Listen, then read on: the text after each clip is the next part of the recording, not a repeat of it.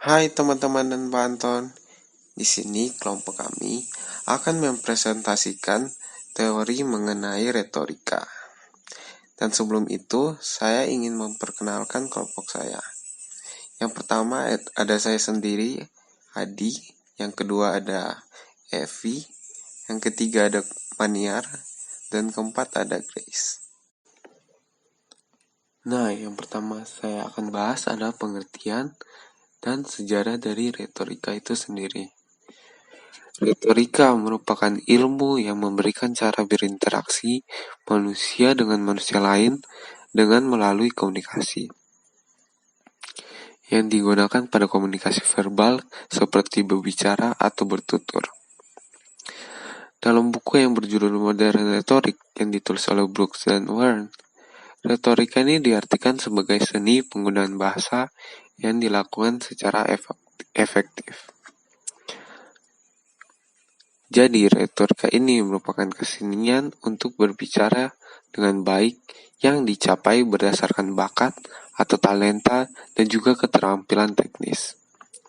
Kesenian dalam berbicara ini bukan hanya berarti berbicara lancar, tanpa tujuan dan tanpa isi yang jelas, melainkan juga suatu keterampilan untuk berbicara dan berpidato secara singkat, jelas, padat, dan mampu membuat orang menjadi terkesan. Mulai dari daya ingatan yang kuat, kreativitas yang tinggi, teknik cara berbicara yang tepat, serta daya pembuktian dan penilaian yang baik merupakan beberapa cakupan dalam berretorika.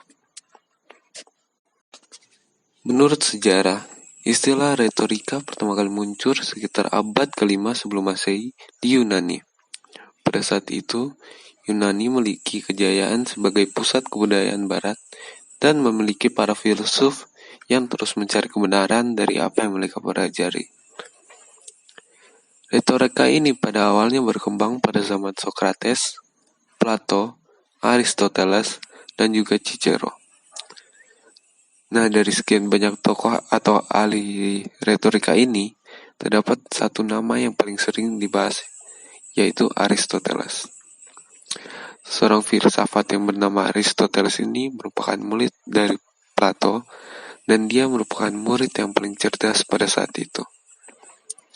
Pada umur yang masih muda, Aristoteles sudah dapat mengajar di akademi yang didirikan oleh gurunya Plato.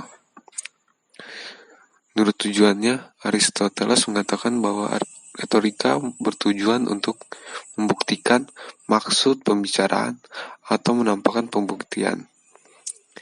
Ia mengatakan juga bahwa inti dari retorika terletak pada logis, keindahan bahasa yang digunakan untuk membenarkan, mengatur, mendorong, dan juga untuk mempertahankan suatu hal. Dalam retorika ini juga, Aristoteles menuliskan 3 jilid buku yang berjudul De Arte Rhetorica, yang berisi 5 tahapan untuk menyiapkan pidato, dan tahapan ini biasa lebih dikenal sebagai 5 hukum retorika atau The 5 Canons of Rhetoric. Meskipun canon ini awalnya dibuat dengan fokus pada pidato atau berbicara di depan umum, tetapi sebagian besar dari canon ini juga berlaku untuk tahapan proses penulisan atau pre-writing, drafting, dan juga rewriting. Di sini saya akan menjelaskan tentang rhetorical proof yang dibagi menjadi 3, yaitu logos, pathos, dan ethos. Aristoteles menyebutkan bahwa persuasi dapat bersifat artistik maupun inartistik. Persuasi yang bersifat inartistik atau disebut juga dengan bukti internal adalah persuasi dengan bukti-bukti yang diciptakan oleh pembicara. Sementara itu, persuasi yang bersifat artistik atau disebut juga dengan bukti eksternal dimaksudkan sebagai bukti yang tidak diciptakan atau dibuat oleh pembicara, melainkan bukti-bukti yang berasal dari pengalaman pribadi audiens atau surat dan dokumen pendukung lainnya. Persuasi yang bersifat artistik terbagi atas 3 jenis, yaitu logos, pathos, dan ethos. Dalam bahasa Inggris, ketiga jenis persuasi tersebut diartikan sebagai logos, yaitu logis, pathos, yaitu emosional, dan ethos yang berarti etis. Namun, pengertian untuk logos dan ethos sedikit kehilangan makna ketika diubah ke dalam bahasa Inggris. Secara lebih jelas, logos diartikan sebagai suatu alasan atau ide yang menyenangkan atau disukai oleh pemikiran audiens. Dengan kata lain, logos tidaklah harus sesuatu yang benar-benar logis, melainkan apa yang dianggap logis oleh audiens. Sementara itu, pathos diartikan sebagai perasaan atau emosi audiens yang berhasil dirasakan karena pembicara. Pathos juga diartikan sebagai perasaan positif maupun perasaan tidak menyenangkan audiens yang pembicara coba untuk stimulasi. Di sisi lain, ethos diartikan sebagai kepercayaan audiens terhadap pembicara. Lebih jelas, ethos diartikan bagaimana audiens mempersepsikan karakter pembicara melalui pesan yang disampaikan dan cara pembicara menyampaikan pesannya. Oleh karena itu, masalah etis atau integritas pembicara hanyalah bagian kecil dari keseluruhan penilaian audiens terhadap pembicara. Salah satu contoh kasus terkait materi di atas adalah ketika Presiden Barack Obama diundang untuk menghadiri upacara kelulusan di Notre Dame. Upacara kelulusan tersebut berlangsung dengan cukup tegang karena terjadinya perbedaan pendapat antara Obama dan pihak gereja Katolik. Obama mendukung pro-choice atau kebebasan individu untuk melakukan aborsi dan penelitian mengenai sel induk, sementara hal tersebut merupakan keputusan yang sangat ditentang oleh gereja Katolik. Meskipun memiliki perbedaan pendapat, cara Obama berbicara sama sekali tidak menghakimi pihak gereja. Obama tidak mencoba untuk membela pendapatnya atau mengkritisi keputusan gereja Katolik. Cara Obama menghadapi situasi pada saat itu dapat memperlihatkan bahwa pertemuan tersebut bukanlah tentang apakah aborsi sebaiknya diperbolehkan ataupun tidak. Sebaliknya, pertemuan tersebut memperlihatkan bahwa Obama berhasil mengkomunikasikan pandangannya dan pandangan lain yang berbeda tanpa menghancurkan hubungan antara kedua belah pihak. Ketika telah yakin bahwa hubungan antara Obama dan gereja tetaplah baik-baik saja, Obama mengakhiri upacara kelulusan tersebut dengan mengatakan bahwa kita harus dapat menemukan cara untuk hidup berdampingan sebagai sesama makhluk hidup. Ketiga jenis bukti yang disampaikan oleh Aristoteles sebelumnya telah terdemonstrasi melalui bagaimana Obama berbicara dengan cara yang memungkinkan tercapainya tujuannya, yaitu tetap hidup berdampingan meskipun memiliki perbedaan pendapat. Selanjutnya, saya akan menjelaskan tentang logos. Logos terdiri atas dua bentuk, yaitu enthymeme dan example. Enthymeme merupakan bentuk bukti yang paling kuat. Selain itu, enthymeme merupakan bentuk silogisme deduktif yang tidak lengkap. Sebagai contoh, jika silogisme deduktif terdiri atas, misalnya, dua premis sebelum kesimpulan, maka enthymeme hanya terdiri dari satu premis sebelum kesimpulan. Premis yang ditinggalkan tidak berarti dilupakan begitu saja. Namun, premis tersebut hanya tidak perlu untuk diingatkan atau disebutkan kembali, karena bersifat dipercaya oleh keseluruhan audiens. Enthymeme meninggalkan atau tidak terlalu memperdulikan premis yang telah diterima atau dipercaya oleh keseluruhan audiens. Misalnya, fakta-fakta yang memang sudah terjadi atau jelas. Aristoteles menyarankan pembicara untuk menekankan pernyataan-pernyataan dari premis yang memang dipercaya oleh audiens. Aristoteles juga menyebutkan bahwa pernyataan-pernyataan dari premis yang memang telah dipercaya oleh audiens karena mereka sama-sama diciptakan dengan audiens, kemudian akan secara tidak langsung menyatukan pembicara dan audiens. Hal tersebutlah yang menjadikan enthymeme sebagai bukti yang paling kuat. Enthymeme bersifat deduktif, yang artinya jika audiens menerima premis-premis yang disampaikan, maka secara logis pemikiran audiens bahwa hal tersebut adalah benar, atau kesimpulan yang disampaikan oleh pembicara adalah benar akan mengikuti. Sebaliknya, example bersifat induktif. Aristoteles mengungkapkan bahwa kedua bentuk dari logos bersifat persuasif, terutama example, yaitu ketika sebuah premis atau kesimpulan diilustrasikan. Aristoteles juga menambahkan bahwa example yang diambil dari peristiwa yang sudah terjadi sebelumnya akan lebih meyakinkan dibandingkan ilustrasi yang dibuat-buat. Hal tersebut terjadi karena kebanyakan audiens menyadari bahwa masa lalu merupakan prediktor terbaik untuk masa depan. Jadi, etos adalah salah satu elemen dari ketiga elemen yang ada di retorika. Nah, selain itu, etos memiliki pengetahuan dan sifat yang dapat dipercaya. Di dalam etos sendiri terdapat beberapa unsur, di antaranya yaitu pikiran yang baik, akhlak yang baik, dan maksud yang baik.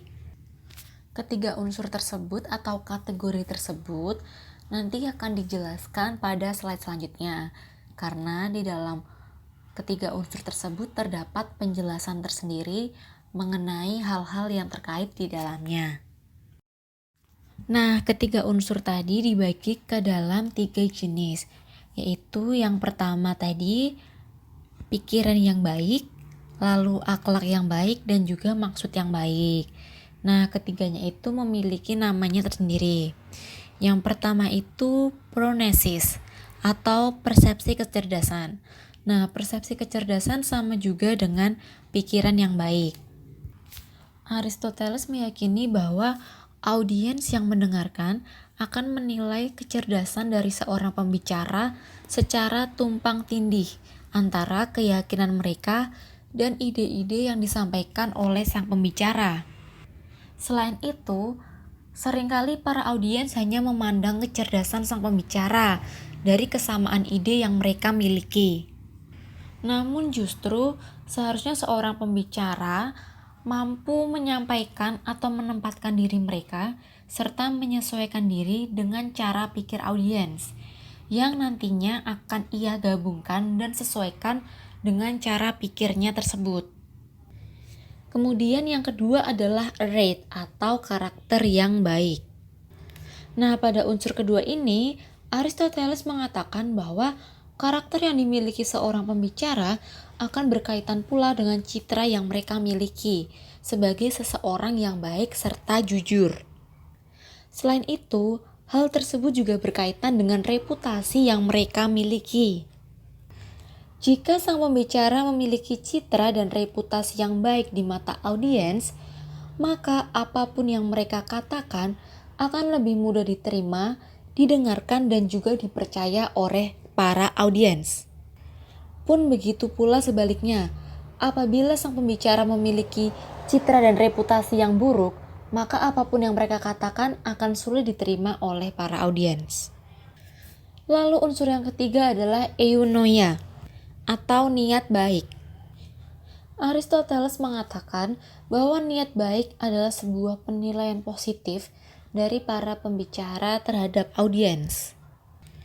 Aristoteles berpendapat bahwa mungkin saja seorang pembicara memiliki tingkat kecerdasan dan karakter yang baik, namun belum dapat memiliki minat yang terbaik bagi para audiens untuk mendengarkannya. Maka perlu diperhatikan juga bagi para pembicara bahwa mereka harus memiliki niat yang baik dan dapat mendapatkan hati para audiens. Selain itu, niat baik yang dimiliki dan ditunjukkan oleh seorang pembicara akan dirasakan tersendiri di hati para audiens. Hal-hal baik yang mereka tunjukkan akan menyentuh hati para audiens dan juga akan mempengaruhi penilaian mereka terhadap apa yang mereka sampaikan kepada audiens.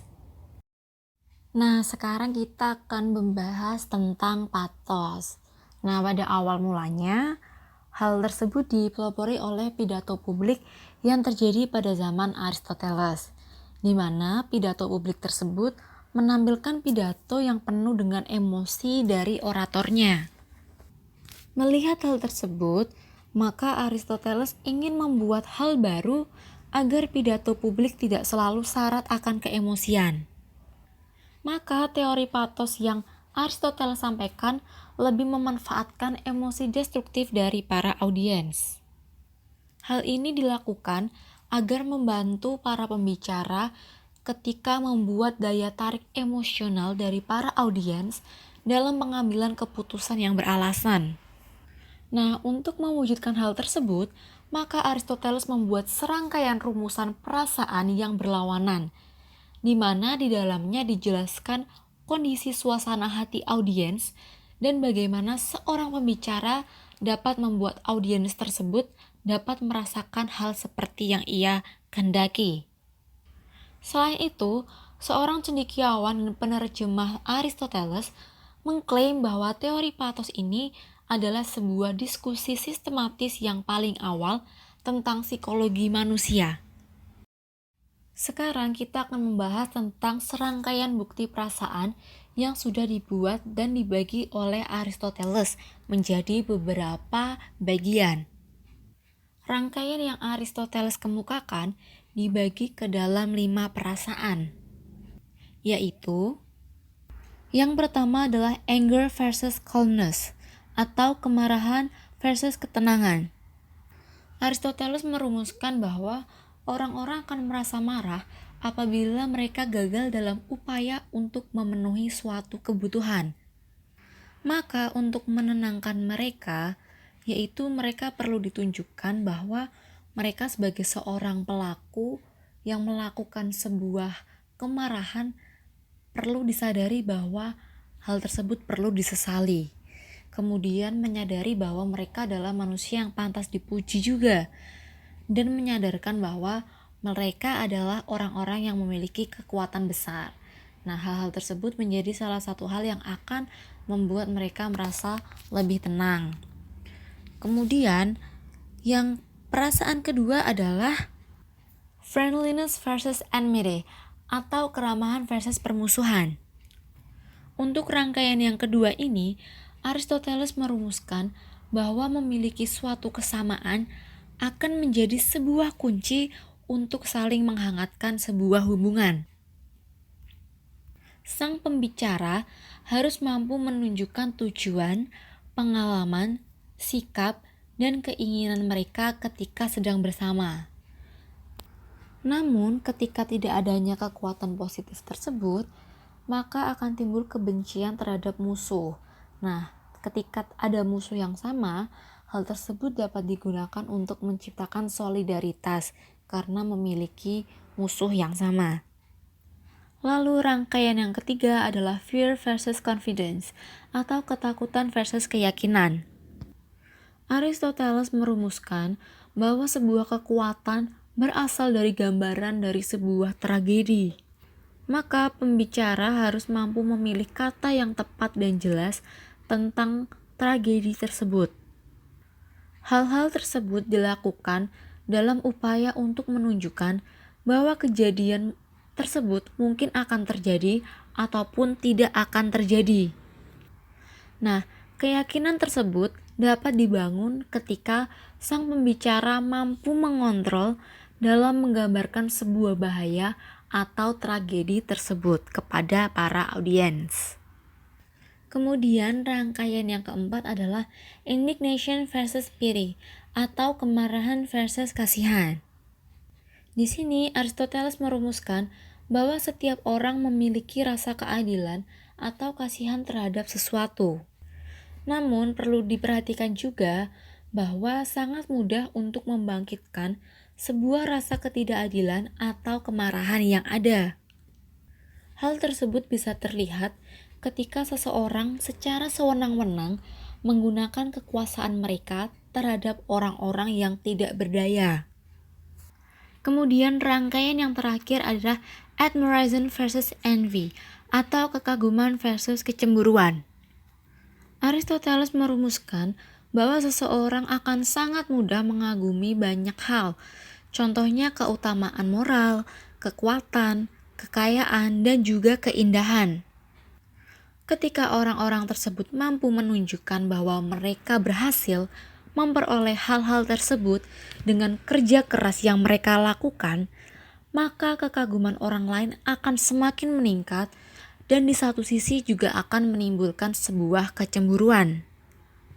Nah, kelima rangkaian perasaan tadi itulah yang dirumuskan oleh Aristoteles dalam teori yang patos. 5 hukum retorika. Di dalam retorika terdapat 5 hukum atau biasa disebut 5 canons of rhetoric. Dari teori-teori 5 hukum yang sudah ada, seorang orator Romawi bernama Cicero kemudian menyatukan dan mengorganisir teori-teori tersebut dalam tulisannya De Inventione, ditulis sekitar 50 tahun sebelum Masehi.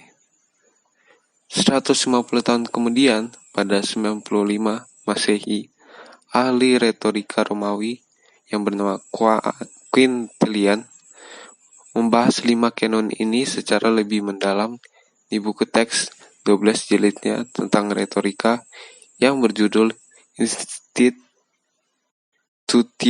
Oratoria. Akibatnya, 5 kanon retorika ini menjadi tulang punggung pendidikan retorika hingga abad pertengahan setelahnya. Berikut isi dari kelima kanon-kanon tersebut. Yang pertama ada invention atau penemuan. Yang kedua ada arrangement atau penyusunan. Yang ketiga ada style atau gaya. Yang keempat ada memory. Dan yang kelima ada delivery atau penyampaian. Yang pertama invention atau penemuan. Pada tahap invention, pembicara menggali dan mengembangkan topik. Jadi, ini merupakan tahap di mana penulis melakukan brainstorming atau pra-penulisan. Bukan hanya itu, tahap ini juga merupakan tahap di mana penulis meneliti khalayak untuk mengetahui metode persuasif yang paling tepat untuk digunakan. Dalam tahap penemuan, penulis berusaha menemukan argumen yang tepat dalam situasi audiens yang mereka hadapi. Dalam retorika, tahap penemuan umumnya mengacu pada berbagai metode penelitian dan strategi yang bisa digunakan untuk membantu jalannya komunikasi yang terjadi. Yang kedua ada arrangement atau penyusunan. Tahap ini pembicara menyusun dan mengorganisir pesan, pidato, ataupun argumen yang ingin disampaikan. Hal ini dilakukan agar pesan yang disampaikan dapat berkaitan dan komunikasi yang terjadi mendapatkan hasil yang maksimal. Jadi dalam penyusunan ini, pesan harus dibagi ke dalam beberapa bagian sehingga menjadi berkaitan dan logis. Dalam penulisan, penyusunan masih menjadi bagian dari tahap pra-penulisan.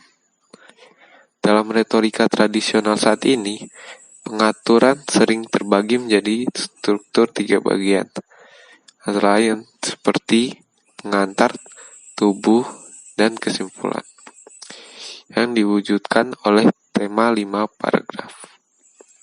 Yang ketiga ada style atau gaya. Style ini merupakan proses menghasilkan kata-kata aktual yang akan digunakan dalam sebuah teks, dan juga merupakan cara di mana sesuatu diucapkan, ditulis, atau dilakukan. Pada tahap ini, pembicara memilih bahasa atau menggunakan kata-kata yang sesuai sehingga pesan diterima dengan baik dan menjadi efektif. Jadi pembicara menggunakan bahasa yang tepat, benar, dan dapat diterima oleh khalayak. Tidak hanya itu, penggunaan kalimat yang indah, mulia, dan kuat juga bisa masuk dalam tahapan gaya. Secara tertulis, kanon ini dilakukan pertama kali pada tahap penyusunan dan berlanjut pada tahap penulisan ulang. Dalam artian sempit, kanon ini merupakan acuan pada pemilihan kata, struktur kalimat, dan keadaan. Dan dalam artian luas, kanon gaya dianggap sebagai manifestasi dari orang yang berbicara atau menulis. Yang keempat ada memori. Memori adalah proses di mana pembicara mengubah teks ke dalam memori. Jadi pembicara mengingat dan memahami apa yang ingin disampaikan dengan cara mengatur bahan pembicaraannya. Hal ini dilakukan agar penyampaian menjadi lebih efektif dan juga pembicara tidak perlu menggunakan catatan lagi.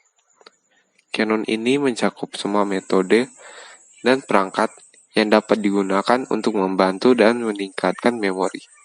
Yang terakhir, delivery atau penyampaian. Di sini pembicara menyampaikan pesannya melalui gerak tubuh, pengucapan, dan nada suara. Jadi, gerak tubuh, pengucapan, dan nada suara sangatlah penting untuk diketahui agar pesan yang disampaikan bisa menjadi efektif. Seperti memori, pengiriman lebih sedikit menonjol dalam tulisan daripada dalam pidato. Namun, ada banyak kesempatan ketika penulis harus berpikir tentang cara terbaik untuk mengirim teks mereka. Perlu diingat bahwa 5 canon tradisional yang telah disebutkan adalah kegiatan yang saling terkait, bukan formula, aturan, atau kategori yang kaku. Meskipun awalnya dimasukkan sebagai alat bantu untuk komposisi dan penyampaian pidato formal, canon ini dapat disesuaikan dengan banyak situasi komunikatif, baik dalam ucapan maupun tulisan. Selanjutnya akan dibahas tentang Aristoteles' Golden Mean atau gagasan penting Aristoteles. Retorika Aristoteles adalah risalah sistematis pertama yang diketahui dalam analisis dan adaptasi penonton. Aristoteles pun berbicara tentang etika dalam hal karakter daripada perilaku.